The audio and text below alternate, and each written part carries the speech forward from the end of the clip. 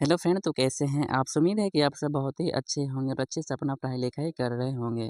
तो आज की इस वीडियो में हम देखने वाले हैं क्लास 10th के सोशल साइंस के जो भी इम्पोर्टेंट क्वेश्चन है, ठीक है, उसको हम आज कवर करने वाले हैं। और यहाँ पे हम 20 क्वेश्चन कवर करने वाले हैं। कितना क्वेश्चन?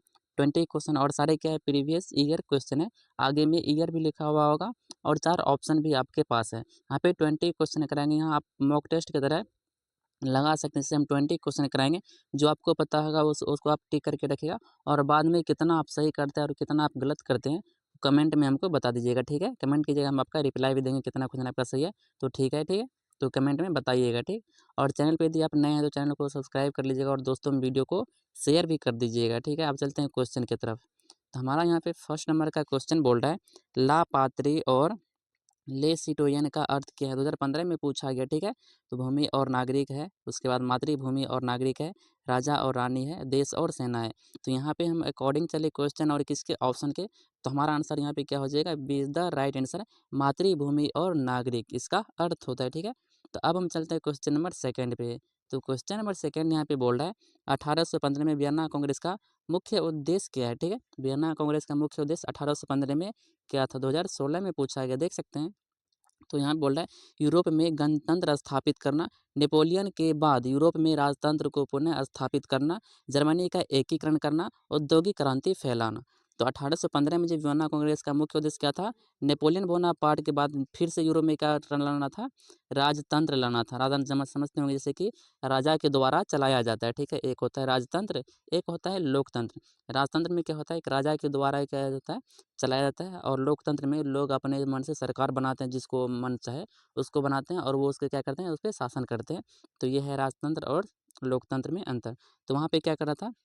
राजतंत्र को पुनः स्थापित करने का फैसला लिया गया था। कहाँ पे? वियना कांग्रेस में 1815 में। और यही उद्देश्य इसका बनाया गया था, ठीक है। तो यहाँ पे हम किसको टिक कर सकते हैं? ऑप्शन नंबर बी को हम टिक कर सकते हैं, जो कि हमारा सटीक है और अच्छा आंसर भी है। तो अब हम देखते हैं क्वेश्चन नंबर थर्ड को। तो क्वेश्चन नंबर थर्ड बोल रहा है, इटली के एकीकरण का श्रेय किसे जाता है? 2016 में ये भी पूछा गया, इसलिए इंपॉर्टेंट है। मैजनी को, गैरिबाल्डी को, काबूर को या विक्टर इमैनुअल द्वितीय को, ठीक है। तो इटली का एकीकरण का जो श्रेय जाता है वो किसको जाता है? काउंट काबूर का, ठीक है। यहाँ पे शॉर्ट में लिखा है सिर्फ काबूर, इसका फुल नाम है काउंट काबूर, ठीक है। तो इटली का एकीकरण का श्रेय किसे जाता है? काउंट काबूर को जाता है। तो हमारा ऑप्शन यहाँ पे क्या हो जाएगा? सी इज द राइट आंसर। अब चलते हैं क्वेश्चन नंबर 4 की तरफ। तो क्वेश्चन नंबर 4 यहाँ पे बोल रहा है, जर्मन एकीकरण का जर्मन एकीकरण का नेतृत्व किसने किया था? किसने? बिस्मार्क ने, हिटलर ने, नेपोलियन ने या फिर गैरिबाल्डी ने? तो जब बात करें किसका नेतृत्व का, तो किस नेतृत्व कौन किया था? वो क्या था? बिस्मार्क, ठीक है। और एकीकरण का बात बोले तो कौन क्या था? काउंट काबूर।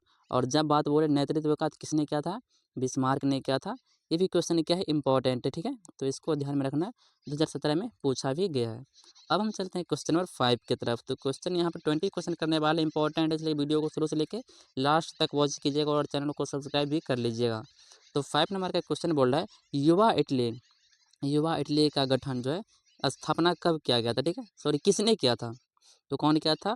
वो किया था मैजनी ने, ठीक है। युवा इटली संगठन की स्थापना किसने किया था? तो मैजनी ने कब किया था और कब किया था? इसको भी याद रखना, 1831 ईस्वी में किया था। कब किया था? 1831 ईस्वी में। तो हम किसको यहाँ पे टिक करेंगे? ऑप्शन बी को टिक करेंगे, लेकिन 1831 को भी याद रखना है। इसका स्थापना कब हुआ था? 1831 ईस्वी को। अब हम चलते हैं क्वेश्चन नंबर 6 की तरफ। तो क्वेश्चन नंबर 6 यहाँ पे बोल रहा है, फ्रांसीसी क्रांति ने यूरोप के लोगों को क्या सिखाया? राजतंत्र का समर्थन सिखाया, राष्ट्रवाद और समानता का महत्व सिखाया, युद्ध की कला सिखाया, फिर धर्म का प्रचार। तो वहाँ से क्या सीखा? राष्ट्रवाद और समानता का महत्व समझा। किससे? फ्रांसीसी क्रांति से यूरोप के लोगों ने सीखा कि राष्ट्रवाद और समानता का महत्व। तो हम यहाँ किसको टिक करेंगे? Option B is the right answer.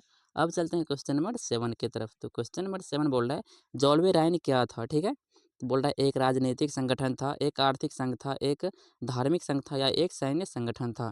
तो जॉल्वे राइन क्या था? व्यापारियों का संस्था था। तो आप बोलेंगे यहाँ पे व्यापारियों का संस्था तो है नहीं। तो यहाँ पे हम यदि अकॉर्डिंग टू क्वेश्चन और ऑप्शन चले तो हमारा सबसे बेहतर ऑप्शन क्या हो जाएगा? बी, ठीक है, एक आर्थिक संघ था, क्योंकि आर्थिक कहीं ना कहीं व्यापारी से ही जुड़ा हुआ है।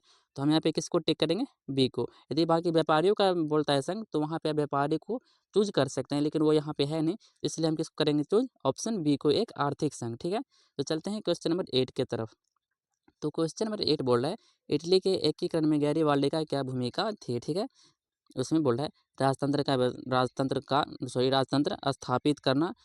उसके बाद बोल रहा है शस्त्र क्रांति का नेतृत्व करना, व्यापारिक सुधार करना, शिक्षण संस्थान खोलना। तो उसका मुख्य उद्देश्य क्या, भूमिका क्या था, तो ये था शस्त्र क्रांति का नेतृत्व करना। करना कौन किसका काम था, तो वो था किसका, गैरिबाल्डी का, ठीक है। और गैरिबाल्डी के बारे में, मैजनी के बारे में, काउंट काबूर के बारे में आपको अच्छे से पढ़ना है। इन तीनों से एक या दो क्वेश्चन आपको बन जाएगा हिस्ट्री से, ठीक है। तो तीनों के बारे में सब्जेक्टिव में भी देख लेना, कुछ क्वेश्चन आता है जैसे मैटरनिक क्यों क्या है, ये सब पूछा जाता है, इसको ध्यान में रखना है सब्जेक्टिव में। तो हम यहाँ पे किसको टेक करेंगे, option B is the right answer. अब चलते हैं क्वेश्चन नंबर 9 की तरफ। तो क्वेश्चन नंबर 9 बोल रहा है कि जर्मन जर्मन कस्टम्स यूनियन इसी को बोलते हैं जोल्बेराइन अंग्रेजी में। तो इसको हिंदी में ऊपर में देखिए कि लिख दिया जाता है। तो यहाँ पे ध्यान रखना है कि दोनों में से कोई भी दे सकता है। उसका स्थापना कब हुआ था, 2019 में पूछा गया, और ये है BVI है, ठीक है। ये बहुत ज़्यादा इंपॉर्टेंट है। तो कब किया गया था इसका स्थापना, तो 1834 ईस्वी में किया गया था। तो हमारा ऑप्शन यहाँ पे क्या हो जाएगा, B is the right answer. अब हम चलते हैं क्वेश्चन नंबर 10 की तरफ। क्वेश्चन नंबर 10 बोला, नेपोलियन ने कौन सा प्रसिद्ध कोड लागू किया था, 2020 में पूछा गया।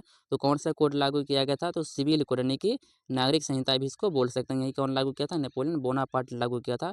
तो ऑप्शन आपके पास क्या हो जाएगा, A is the right answer. बाकी नीचे का भी ऑप्शन बी बोल रहा है फ्रांसीसी कोड, रोमन कोड, यूरोपीय कोड। तो हम किसको टिक करेंगे, सिविल कोड को, ठीक है। तो चलते हैं क्वेश्चन नंबर 11 की तरफ। तो क्वेश्चन नंबर 11 बोल रहा है वियना कांग्रेस की अध्यक्षता किसने किया था, किसने किया था, मेटरनिक ने किया था, नेपोलियन ने किया था, बिस्मार्क ने किया था, या फिर विक्टर इमैनुअल ने किया था। वियना कांग्रेस का अध्यक्षता किसने किया था, तो वो किसने किया था, बिस्मार्क किया था, ठीक है। तो हम यहाँ पे किसको टेक करेंगे, option C is the right answer, Bismarck ने किया था, ठीक है। तो अब हम चलते हैं क्वेश्चन नंबर 12 की तरफ। तो क्वेश्चन नंबर 12 यहाँ पे बोल रहा है 1848 की क्रांति का उद्देश्य क्या था, 2021 में पूछा गया। उपनिवेशवाद का था, ठीक है, उद्देश्य था, या फिर लोकतंत्र स्थापना करना, या फिर साम्राज्य विस्तार, या फिर औद्योगिक विकास। तो इसका मुख्य उद्देश्य क्या था, तो गणतंत्र की स्थापना करना। आपको पीछे बताए थे गणतंत्र के बारे में और राजतंत्र के बारे में बताए भी थे।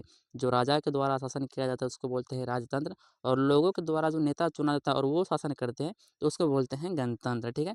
तो हम यहाँ पे ऑप्शन बी को टिक करेंगे, लोकतंत्र की स्थापना, ठीक है। तो क्वेश्चन नंबर यहाँ पे 13 आप बोल रहा है कि राष्ट्रीय प्रतीक और गान का महत्व क्या था, 2021 में पूछा गया है। तो उसका महत्व क्या था, जनता को एकजुट करने के लिए इसका उपयोग किया गया था, ठीक है। जनता को एकजुट करने के लिए, मतलब कि संग्रहित करने के लिए। तो अब हम चलते हैं क्वेश्चन नंबर किस पे, 14 पे। तो क्वेश्चन नंबर 14 बोल रहा है जर्मनी का एकीकरण कब पूरा हुआ। जर्मनी का एकीकरण कब पूरा हुआ था, तो 1871 ईस्वी में जर्मनी का एकीकरण पूरा हो गया था। हम किसको टेक करेंगे यहाँ पे, option C is the right answer. अब चलते हैं क्वेश्चन नंबर 15 की तरफ। तो क्वेश्चन नंबर 15 बोल रहा है फ्रेडरिक विलियम फोर कौन था, 2022 में पूछा गया, क्वेश्चन इंपॉर्टेंट है। तो वो कौन था, पर्सा का शासक था, यानी कि पर्सा का राजा था। तो ऑप्शन आपके पास क्या हो जाएगा, ए इज द राइट आंसर। अब चलते हैं क्वेश्चन नंबर 16 की तरफ। तो क्वेश्चन नंबर 16 बोल रहा है नेशनलिस्ट शब्द का अर्थ क्या है, ठीक है। ये तो बहुत ही आसान क्वेश्चन है, यहाँ से भी आप इसको चूज कर सकते हैं, क्योंकि नेशन मीन्स क्या होता है, राष्ट्र होता है। तो नेशनलिस्ट का अर्थ बोल रहा है ना, तो अपने राष्ट्र के प्रति प्रेम रखने वाला व्यक्ति, ठीक है, उसका अर्थ होता है किसका, नेशनलिस्ट का। 2023 में पूछा गया है, तो इसलिए क्या है, इंपॉर्टेंट, इसको ध्यान में रखना बनता है। चलते हैं क्वेश्चन नंबर 17 की तरफ। तो क्वेश्चन नंबर 17 बोल रहा है फ्रांसीसी क्रांति का नारा क्या था, तो उसका नारा था स्वतंत्रता, समानता और भ्रातृत्व। तो तीनों ऑप्शन में रहेगा, तो तीनों को चूज करेंगे, नहीं तो कोई एक भी दे सकता है, इसलिए तीनों को आपको ध्यान में रखना है। हमारा ऑप्शन यहाँ पे क्या हो जाएगा, A is the right answer.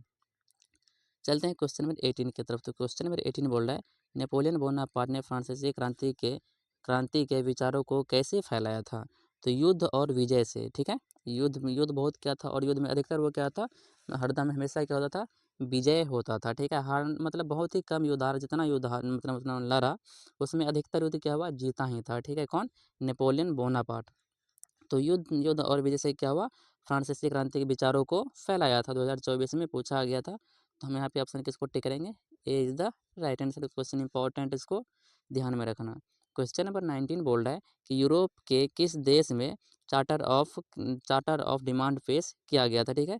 Italy में, फ्रांस में, ब्रिटेन में। तो हम यहाँ पे किसको टिक करेंगे, जर्मनी को, ठीक है। तो हमारा ऑप्शन यहाँ पे क्या हो जाएगा आपके पास, D is the right answer. अब क्वेश्चन नंबर 20 बोल रहा है, जो कि हमारा लास्ट क्वेश्चन है, ठीक है। बोल रहा है बिस्मार्क किस देश से संबंधित था, तो कहाँ से संबंधित था, वो था जर्मनी का। कहाँ का? जर्मनी का। और एक क्वेश्चन 24 में पूछा गया, तो 2 साल का गैप मिल रहा है तो पूछ सकता है, ठीक है? तो इसलिए इसको ध्यान में रखना बनता है। क्वेश्चन बैंक को अच्छे से पढ़ लीजिएगा, चाहे ऑब्जेक्टिव हो, चाहे सब्जेक्टिव हो, किसी भी विषय का हो, उसको अच्छे से पढ़ लीजिएगा, काहे कि वहाँ से क्वेश्चन बहुत ज़्यादा रिपीट होता है, तो इसलिए वो क्या है, उसमें जितना भी क्वेश्चन है सब क्या है वीवीआई है, इंपॉर्टेंट है, जो क्वेश्चन पूछा गया है, हो सकता है अगले साल उसको रिपीट कर सकता है। तो आज के वीडियो में हम इतना तक किए, बाकी का एक वीडियो में हम क्वेश्चन को देखेंगे और यहाँ पे क्या होगा, तो हमेशा ऐसा वीडियो आपको मिलता रहेगा, तो इसलिए चैनल को सब्सक्राइब कर लीजिएगा और दोस्तों में शेयर भी कर दीजिएगा। अगले वीडियो हम साइंस के प्रीवियस ईयर क्वेश्चन को देखने वाले हैं, ठीक है? तो मिलते हैं अगले क्वेश्चन के साथ अगले वीडियो में, तब तक के लिए धन्यवाद।